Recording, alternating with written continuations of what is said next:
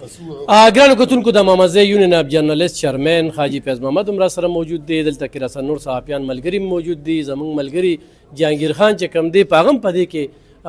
ملګرتیا شته دی، خو لکه نوي کول موږ همدغه خبره چې څنګه ډي صاحب سره موږ وکړله چې موږ به د نوکرو په دغه کې وي او پکې زاړه شو او د دې دنیا نه هم پکې لاړ شو. دغه شانتې ځوانان داسې قسمه کاروبارونه روانوي، نو په دوی دې څه نظر ساتي؟ بسم الله الرحمن الرحیم. اول خو زه اقبال خان ایډوکیټ ته په دې شوروم په نقدو باندې مبارکبادي پیش کوم، بالخصوص ډیپټي کمشنر 400 د ډاکټر عظمت الله خان وزیر شکریا ادا کوم چې داسې قسمه ومرونه ډېر په خپل زی او یو انکریجمنت د نوجوانانو لپاره چې ډیپټي کمشنر راشي افتتاح کوي، نو دا هم دغه نوجوان په یو انکریجمنت دی. هغه زه دا اپریشیټ کوم او تاسو ته پیش کوم. یوازې دا نه کوم ایونت چې مونږ نو کا عوامي منصوبوي یا نور داسې عوامي فلا بهبود باره نو دوی ایمیج ځان وررسي خلکو سره ناست وي، نو دا واقعي زموږ چا دی لپاره یو ډیپټي کمشنر دی. زه دوی دا ټول اقدامات اپریشیټ کوم. بل تاسو دا خبر وکړه چې نوجوان کل لپاره بالکل دا یو ښه سټپ دی. کوم اوس وګورو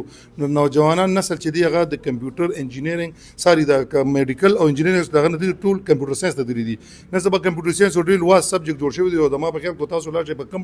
یونیورسيټي ډپارټمنټ کې ګورئ نه د کمپیوټر ساينس ویل کې هغه نوجوانان اوس انلاین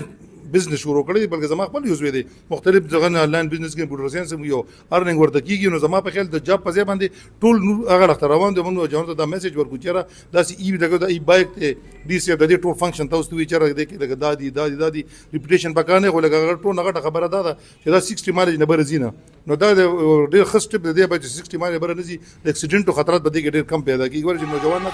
چې د 120 او 110 نمبر موټر سایکل هغه سره چلی نه، دا زما په خیال ډېر ښه سټپ دی چې کړی چې د 60 نمبر سپیډ هم نشته دی. نو دا د چا دی لپاره یو ډېر ښه دوی بزنس روډ دی او موږ چا دی هغه خلکو د وچاره خپل بچو لپاره هغه موټر سایکل چې هغه د اکسیډنټ باعث جوړیږي هغه په ځای کې د موټر سایکل ته کې پولوشن هم کم شي، هغه اخراجات هم کم شي او اکسیډنټ خطرات هم کم شي.